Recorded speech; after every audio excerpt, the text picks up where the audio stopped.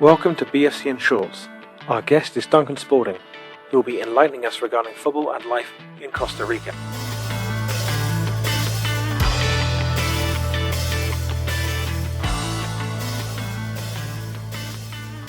Duncan, thank you very much for joining us. How are you doing today? Really good, thanks, Will. It's a nice day down here in Costa Rica. Whereabouts in Costa Rica are you? I'm based in San Jose, in the capital, Costa Rica. How long have you been out there? I've been out here a long time, actually. My daughter was born here. She's 13 years old. And so, yeah, a long time. 14 years, I think, in total. Well, that's not bad at all. So tell us about the coaching that you've been doing out there. Who have you worked for? What kind of roles have you had? Yeah, I've done a few roles, actually, in coaching. I've worked for United World Colleges in Costa Rica. And there was a team of like 25 different nationalities. So that was something really nice. I've worked a little bit with a coach, Rolando Fonseca, out here, and with an Atletico Madrid franchise as well, and done a bit of one-to-one coaching during the pandemic. So always sort of been involved in coaching out here. And now I'm working at the British School in Costa Rica. So I think that's the perfect role for me. So you've got quite a wide spread there. So you've definitely seen a lot of different angles in Costa Rican football. So it's great that we're able to talk to you and learn more about the country. So initially, yeah, definitely. What appealed to you first about going to Costa Rica? What appealed to me was, well, my ex-wife was from Costa Rica, and we was living in London, and she wanted to come back because she was pregnant with her child. So that's the reason why I come out to Costa Rica, and it's a nice place to be as well. What kind of things do you think would make someone want to move to Costa Rica? I think it's a friendly place. It's a safe place. People say here "pura vida," which is pure life. So I think that is a kind of a good mantra, if you like, something really positive. Can you tell us a bit about what the football infrastructure looks like in Costa Rica? Yeah, sure. It's improving, Will. When I first saw it, it was quite incredible. Like the national team many years ago, they used to train in La Sabana, where the national stadium is. But now they have a project goal, which is a really nice facility, and all the national teams train there, and that's a really nice facility. La Liga Deportiva Alajuelense, they have a new training facility, which is really good, and my team have trained there as well. So so things are improving, and then Saprissa are getting a new training facility. So things are moving forward, and hopefully that's going to help the new youth players coming through the systems. So there'll be more good players coming out of Costa Rica. So how does it look from a grassroots perspective and getting kids into professional football? Are there academies? Is there a lot of private franchises or partnerships? Yeah, there's it's called Linafa. It's a league for football fans, basically. That would be the way to describe it, and that's from tier 3, which is Division 3 downwards. So there's all the categories. You know, the kids want to start. There's so much passion for football in Costa Rica. It's probably nearly most of the population, they like to play football. It's the game that they play here. In every village there is a football pitch in front of the church. So what happens is there is more organized football. You know, there's academies, there's some private academies, like I said, the Atletico Madrid, but they're not here anymore. But there's Saprissa, they do something, and La Liga Deportiva Alajuelense and Club Sport Herediano, they have like academies, so the kids join in that. How has coaching in Costa Rica benefited you as a coach? I would say the main thing is the communication skills. You know, having to communicate in a different language when I worked in the environment. So because it's getting a message across, right? And that is a skill in itself as a coach. We have to be very careful, and we have to, you know, and get them, not tell the players too much, but give them like 3 good points, and that's going to help them.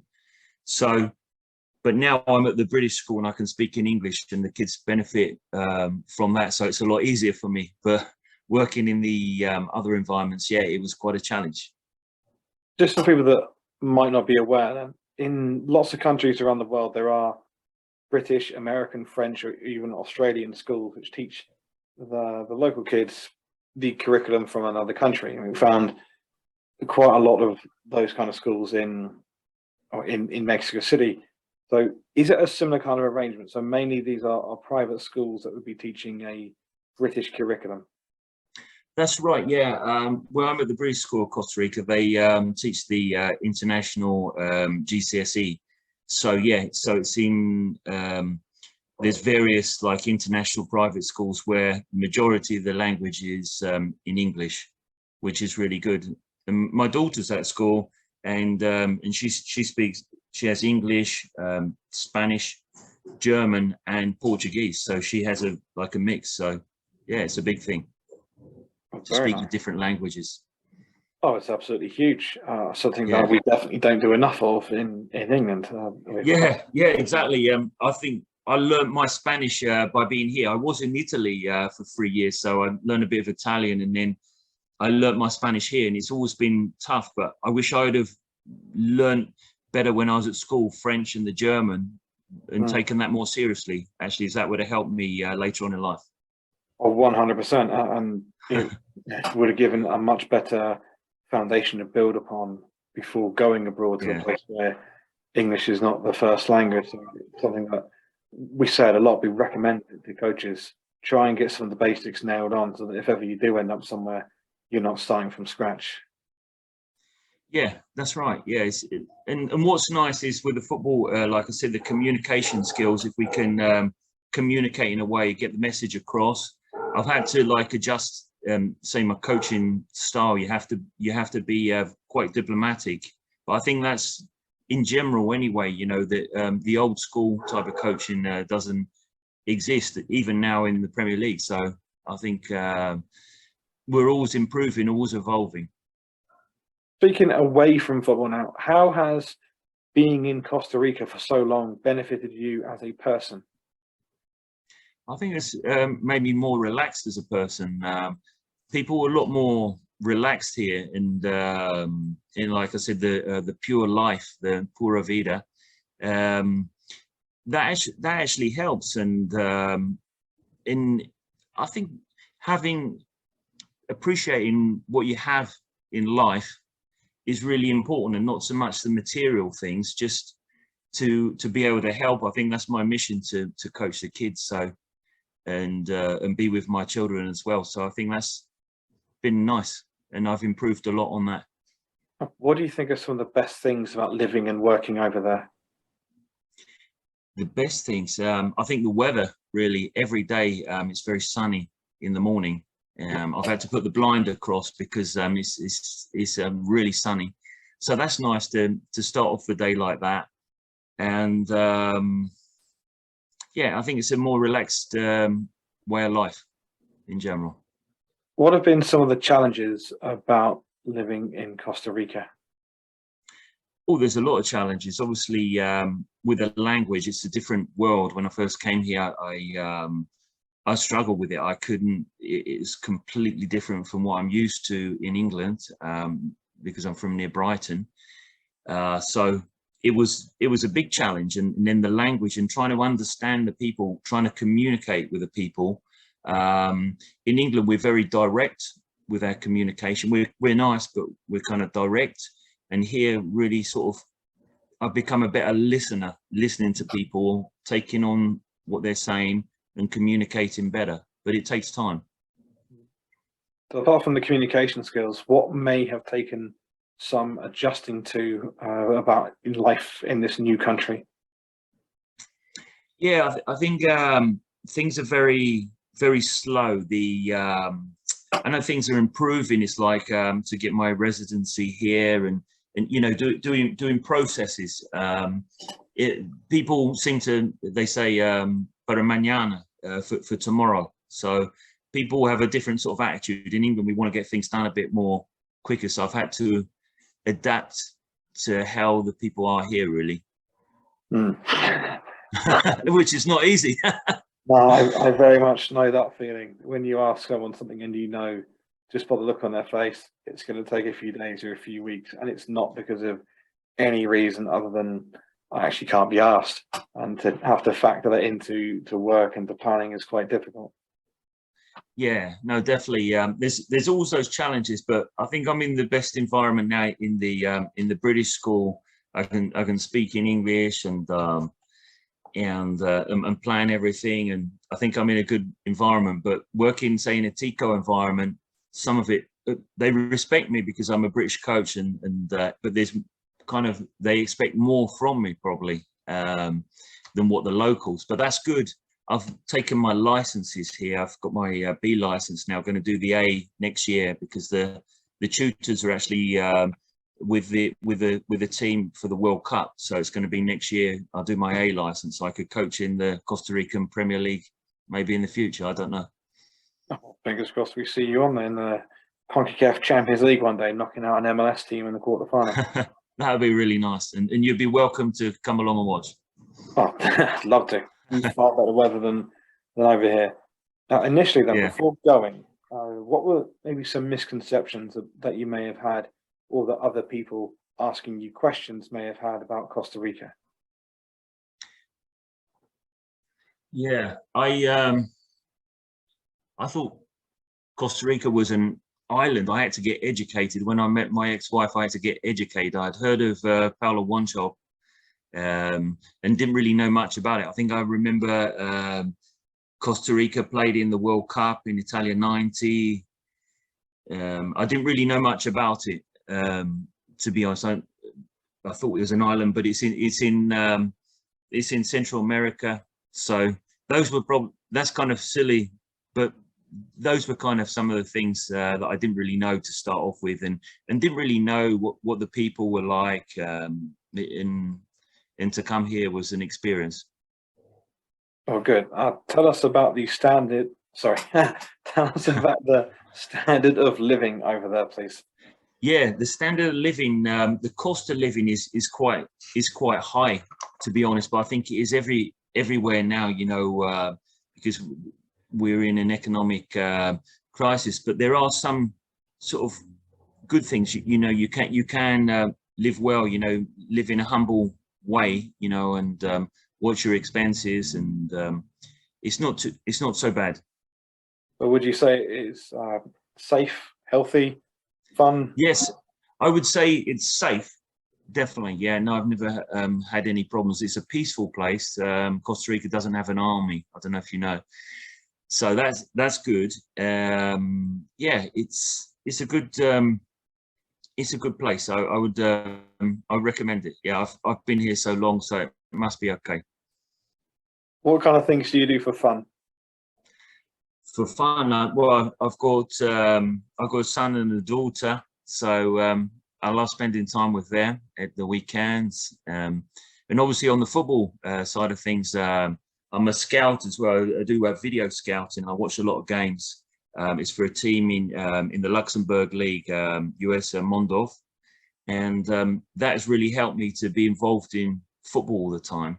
And I've done all of the S4 scouting with Jed Sears and all his courses, and that's really helped me get into the scouting environment. And what's nice is that you can do that on your laptop, basically, do the video analysis, and I've been involved in that this year, and I've really enjoyed that. So tell us more about that and how it works. So you're able to do remote scouting for clubs in other countries while living and working in Costa Rica. That's right. Yeah, I'm able to do that. Yeah, it's really good. There are some systems in Stat where you can see a lot of the data, and you can watch the games, and you have to subscribe to that. But you can watch games with the ball in play, so you don't have to watch the whole game. And I've been given the techniques by Jed Searson on how to do that. And I worked with the Malawi national team during AFCON as well on that. So that has been something that's been really exciting. And it's incredible how much the scouting helps with your coaching as well. You know, you're looking at the players and you can see what the qualities, what the attributes of the players. And it's just nice to be involved in football. It's great. It's my passion. So to do the both things is great. And I think what I do for fun is my job, really. Before we pressed the record button, you were telling me about a possible 1-year visa to go and work in Costa Rica. What was that? Yeah, that's right. Yeah, it's a digital nomad, so people can work remotely. There's a lot of big international companies, Amazon, places like that. People can work remotely, and the Costa Rican government offer a 1-year digital nomad visa for that. So maybe people could come out and enjoy the pura vida, the pure life, the sun, and you know, going to the beach and whatnot. But do some coaching as well. Maybe that would be a good thing to do. You know, not to sort of go straight into the coaching, but work, because we've got to pay our bills, obviously. But the cost of living is not so bad, you know, and then take things from there. That would be a really good option. One thing that we say continuously, and all the coaches who come on echo the same kind of idea, is that you're far more likely to succeed in a country in terms of finding jobs if you're already there. So this kind of visa is really helpful. If anyone wants to go to Costa Rica, there's your way in. And we always talk about adding strings to your bow. So yeah, the teaching English as a foreign language kind of qualifications, get that, and get yourself a job somewhere. And then while you're on the ground, it's easier to find jobs because you know people there. You're able to make the connections. Definitely, that's what it was like for me starting to work at the United World Colleges. My best friend here, he's British. He was working there as a director, and that helped me a lot, to be honest, to get my first experience in football coaching. Our last couple of questions, then. Yeah. Has it been hard to integrate into Costa Rican society? Yes, I would say it has. Yeah, being a foreigner. Yeah, it's a process. I think. Yeah, it has. Like most of my friends are British friends out here, to be honest. So, but I get on well, and I enjoy it now anyway. So it's all good. And then finally, what advice would you give to someone who is considering working in Costa Rica? I would say that you have to be quite open-minded, you know, because it's a different environment from the UK, you know, like I've described to you. And you have to be patient, I'd say. That's the key thing. Things take a lot more time here. So have to be a little bit patient, you know, like to try and get that digital nomad. It will take a bit of time, and things happen like slower. It seems it's a slower pace here because people try and enjoy the life. That's not a bad thing at all, is it, when you think about it? It's all right. Yeah, well, thank you very much for coming on. This has been excellent. No, you're welcome, William. I really enjoyed talking to you, and any help that I can help with other coaches. I'm here, and they can contact me. No problem.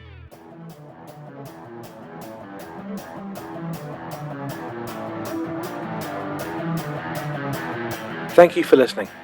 As we're slowly covering more of the globe, we'd love to get more coaches on to talk about where they've been coaching. Reach out to us if you'd like to be featured.